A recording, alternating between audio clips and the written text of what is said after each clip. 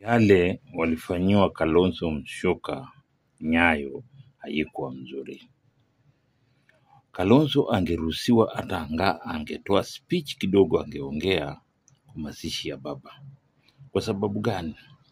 Kalonzo amekuwa na baba kwa muda mrefu sana. Hata ile wakati ambayo mimi ninakumbuka, wakati hata wa pesa ya kampeni iliwaishia, mpaka wakaamua kuandika pay bill, kuchangisha kwa pay bill. Sisi wote wa Kenya tulitumwa kitu kidogo kidogo kwa hiyo pay bill.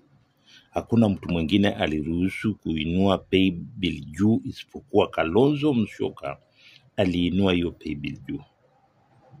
Na Kalonzo Musyoka amekuwa rafiki mkubwa wa baba, na wamepitia mambo mengi na baba. Na hata hivyo Kenya yetu kuna upande ya serikali na kuna upande ya upinzani.